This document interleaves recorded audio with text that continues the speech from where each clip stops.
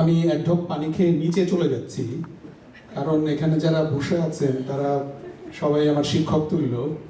এবং দূরে যাচ্ছি কারণে যে প্রাথমিক এবং মাধ্যমিক বিদ্যালয়ে যা আমি শিখেছি, যাদের কাছ থেকে আসলে প্রকৃত অর্থে শিখেছি, তারা ভুল বললে ডাস্টার ছুঁড়ে মারতে তবে রে।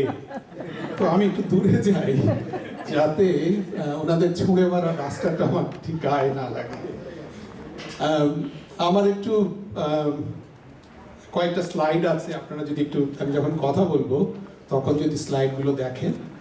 প্রথম স্লাইডটা যে রোমান সাম্রাজ্যের বর্তমান এবং অতীত, আশরাফ আহমেদ, এটা যখন সকালে আমি শুরু করলাম মানে স্লাইডগুলো তৈরি করতে, এই প্রথম বাক্যটা লেখার পরে আমার মনে হলো যে আসলেই কি আশরাফ আহমেদ রোমান সাম্রাজ্যের বর্তমান এবং অতীত? কারণ লেখাটা দেখলে এরকমই মনে হয় যে আশরাফ আহমেদই হচ্ছেন রোমান সাম্রাজ্যের বর্তমান এবং রোমান সাম্রাজ্যের অতীত। তো পরে মনে হলো যে না, এইটার একটা পরিপ্রেক্ষিত দরকার বোঝার জন্য। যেটা মোস্তফা তানিমও বলেছেন যে পরিপ্রেক্ষিত না জানলে সাহিত্য এবং রূপকথার মধ্যে পার্থক্যটা বোঝা যায় না। সময়, স্থান এবং কালপাত্রের যে স্থাপনা দরকার, সেই স্থাপনাগুলো আমরা যদি না জানি তাহলে পুরো ব্যাপারটা আমাদের কাছে কাল্পনিক বলে বিবেচিত হতে পারে। সাহিত্য সবসময় একটা স্থানের মধ্যে নিবন্ধিত হয়, আর রূপকথা শুরুই হয় এরকম ভাবে, এক দেশে এক রাজা ছিল। এর কোনো কাল নাই, এর কোনো স্থান নাই। যে কোনো স্থানে আপনি যে কোনো সময়কে স্থাপন করতে পারেন রূপকথায়। আশরাফ আহমেদ যখন এই লেখাটা লিখেছেন তখন আমাদেরকে বোঝানোর চেষ্টা করেছেন যে ইতিহাস বা যে কোনো সময় আসলে ধরা থাকে, বাঁধা থাকে, স্থাপনার মধ্যে বাঁধা থাকে, সেই কালের সমস্ত স্মৃতির মধ্যে বাঁধা থাকে। একজন ভ্রমণকারী যখন যান সেই ভ্রমণ করতে, সেই স্থানগুলোকে দেখেন, তখন সেই ইতিহাসের সঙ্গে নিজেকে সম্পর্কিত করেন। আমিও এই ইতিহাসের একটা অংশ। এটা যদি তিনি ভাবতে পারেন এবং ভাবাতে পারেন পাঠককে, তখনই একটা লেখা সার্থক হয়। কি দেখেছেন আশরাফ আহমেদ? তিনি দেখেছেন অনেক কিছু।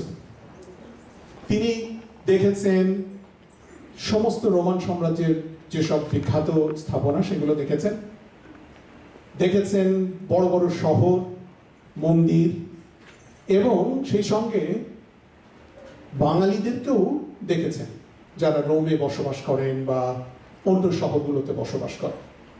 তাদের জীবন কেমন সেটাও দেখার চেষ্টা করেছেন, এবং সেই সঙ্গে বাঙালিদের কাছ থেকে বকাও খেয়েছেন, কারণ ওনার দাড়ি নাই। বাঙালিরা ওনাকে বকা দিয়েছেন, মিয়া তোমার দাড়ি কই। এই যে বাঙালিদের সঙ্গে উনি পরিচিত হয়েছেন এবং অকুণ্ঠভাবে, অকপটভাবে সেগুলো আমাদের সামনে তুলে ধরেছেন, তখন মনে হয় আমিও কিন্তু আশরাফ আহমেদের সঙ্গে দেখছিলাম ওই জায়গাগুলো। এখন প্রশ্ন হচ্ছে, ভ্রমণটা কখন শুরু হয়? ভ্রমণটা শুরু হয় যখন আপনি পরিকল্পনা করেন, তখন থেকে ভ্রমণটা শুরু হয়। আপনি তথ্য সংগ্রহ করেন এবং সেই তথ্যগুলো আপনার মাথার মধ্যে গেঁথে যায়। তারপর টিকিট কাটেন, এবং আশরাফ আহমেদ অনেকগুলো বড় বড় স্থাপনায় আগে থেকে টিকিট কেটে যাননি, সেজন্য বেশি পয়সা দিয়ে কাটতে হয়েছে, সেজন্য দুঃখ প্রকাশ করেছেন। কেন কাটেননি, সেজন্য গাইড পাননি, সেজন্য দুঃখ প্রকাশ করেছেন। তার মানে যাওয়ার আগে থেকেই তিনি ভ্রমণটা শুরু করেছেন। এবং আমার মনে হয় এই ভ্রমণটা আসলে শুরু হয়, যেমন রবীন্দ্রনাথ তার কবিতায় বলেছিলেন, ইচ্ছে হয়েছিলি মনের মাঝারে। যদিও সেটা মাকে বলেছিল, মা বলেছিল বাচ্চাকে, কিন্তু সব ভ্রমণই আমাদের মনের মধ্যে এরকম ইচ্ছে হয়ে থাকে। আমরা সেটাকে একদিন একটু একটু করে লালন করি, তার সঙ্গে একটু একটু করে পয়সা জোগাড় করি, তারপর টিকিট কাটি, তারপর জায়গাটা যাই। কিন্তু আমরা গিয়ে ওখানে কি দেখি? যা আমরা এতদিন ধরে স্মৃতির মধ্যে সঞ্চয় করেছি, সেটা মিলিয়ে নেওয়ার চেষ্টা করি, শুধুই মিলিয়ে নেওয়ার চেষ্টা করি যে আমরা যা ভেবেছিলাম সেই ভাবনাটা একরকমই নাকি অন্যরকম। দুটো উদাহরণ আমি এখানে দিয়েছি। একটা উদাহরণ হচ্ছে শেখ ইহতেশামউদ্দিন, উনি 1765 সালে প্রথম বাঙালি, দুঃখিত, প্রথম ভারতীয় যিনি বিলেতে এসেছিলেন, মানে উচ্চ বংশীয় ভারতীয়। তিনি আসার পরে একটা কথা খুব গভীরভাবে বিশ্লেষণ করে বলেছিলেন যে জানার জগৎ, দেখার জগৎ এবং কল্পনার জগৎ সম্পূর্ণ আলাদা। আরেকটা উদাহরণ অনেক পরের একজন লেখক ইকবাল আহমেদ, 2007-এ তিনি একটা বই লিখেছেন। ইকবাল আহমেদ একজন কাশ্মীরি যুবক, যিনি যখন বিলেতে এসেছিলেন তখন উনি ইংরেজিও ভালো করে জানতেন না। উনি ইংরেজি শিখেছেন, তারপর একটা বই লিখেছেন বিলেত সম্পর্কে। তিনি বলেছেন যে আমি যখন বিলেতে আসি তখন মনে করতাম বিলেতে সবাই বুঝি পণ্ডিত, কিন্তু আসার পরে দেখলাম যে না, এরা তো সারাদিন পাবে যায়, মদ খায়, আর বড় জোর সান কেনে প্রতিদিন পেজ 3 দেখার জন্য। পেজ 3 কি আপনারা সবাই জানেন, আমি আর বলছি না। তো এই যে স্মৃতি যেটা চায় বা আমার কল্পনা যেটা চায়, আমি যা দেখতে চাই, যখন দেখতে পাই না তখন আসলে মোহভঙ্গ হয়। আমি জানি না আপনাদের এই প্রশ্নের মুখোমুখি হতে হয়েছে কিনা। আপনারা সজ্জন মানুষ, হয়তো আপনাদের কখনো এই প্রশ্নের মুখোমুখি হয়নি। প্রথম যখন আমি ইউরোপে গেলাম, ফিরে যাওয়ার পরে আমার বন্ধুরা বলল যে কিরে কেমন হলো, ওটা নাকি ফ্রি এর দেশ, কিছু হলো কিনা। আমি বললাম কেন, এটা কেন? না, সব হলিউড ছবিতে এটা তাই দেখায়, বার থেকে বিছানা পর্যন্ত দূরত্ব বড় জোর 10 মিনিট। এই যে একটা দেশ সম্পর্কে পূর্ব ধারণা, সেই পূর্ব ধারণাটাকে যেভাবে ভ্রমণ নতুন করে হয় প্রমাণিত করে অথবা অপ্রমাণিত করে, সেটাই হচ্ছে ভ্রমণ সাহিত্যের মূল বিষয়।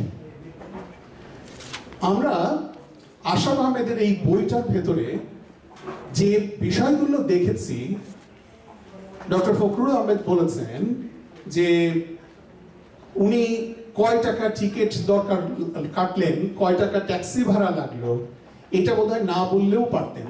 কারণ কখনো কখনো মনে হয়েছে আমার কাছেও ফখরুদ্দিন আহমেদের মতো যে এটা কি ভ্রমণ সাহিত্য হচ্ছে নাকি গাইড বই হচ্ছে, ভ্রমণ গাইড।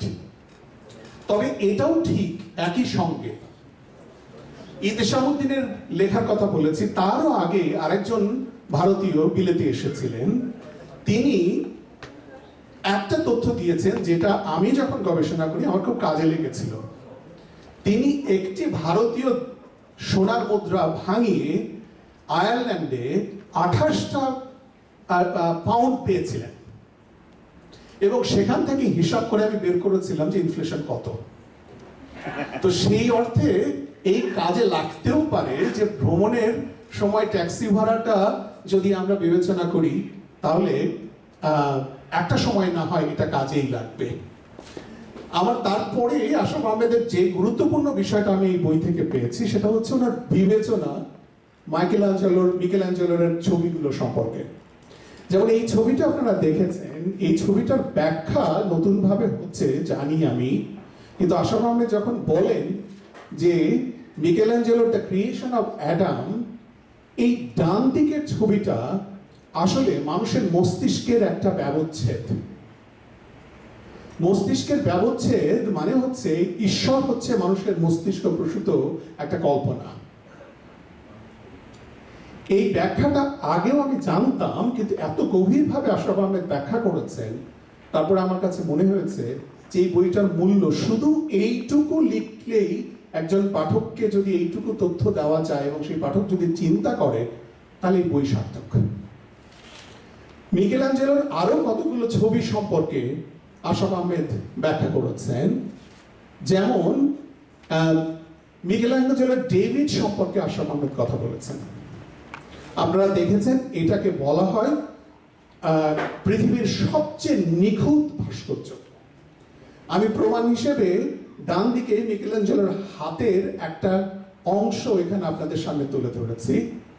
আপনারা যদি দেখতে পারেন, হয়তো দূর থেকে বুঝতে পারছেন না, হাতের রগগুলো পর্যন্ত কত নিখুঁতভাবে তৈরি করা হয়েছে, কত নিখুঁতভাবে এই এই এই ভাস্কর্যটি নির্মাণ করা হয়েছে। আশরাফ আহমেদ সেই নিখুঁত ভাস্কর্যের একটা গভীরতর পর্যালোচনা দিয়েছেন। এরকম ভাবে সমস্ত স্থাপনা যেগুলো উনি দেখেছেন সেগুলো তিনি ব্যাখ্যা করে পাঠকের সামনে উপস্থাপন করেছেন। সর্বশেষে আমি আরেকটা জিনিস আপনাদের সামনে বলতে চাই যে এই ছবিটার কারণে ফ্লোরিডার একজন শিক্ষকের চাকরি দিয়েছে, কারণ তিনি শিল্পকলার ইতিহাস পড়াচ্ছিলেন এবং শিল্পকলার ইতিহাস পড়াতে গিয়ে যে এই ছবিটাকেও তিনি ব্যবহার করেছেন তার ক্লাসে। এবং আপনারা জানেন ফ্লোরিডা কেমন, তারা বলেছে যে এটা নুডিটি, কারণ মিকেলাঞ্জেলো কোনো কিছুই পরিকল্পনা বা কল্পনার বাইরে রাখেননি। আপনাদের যদি ছবিটা দেখে তেমন কিছু মনে হয় তাহলে আমি দুঃখিত, কিন্তু মানুষের সৃষ্টিশীলতা কোন নিখুঁত পর্যায়ে গেলে একজন মানুষ সমস্ত সৃষ্টিকে, সৌন্দর্যকে একটা স্থাপনার মধ্যে উপস্থাপন করতে পারেন, মিকেলাঞ্জেলো তার প্রমাণ। আমি নতুন করে আশরাফ আহমেদের বই পড়ে মিকেলাঞ্জেলোর প্রেমে পড়েছি। আপনাদের সবাইকে ধন্যবাদ।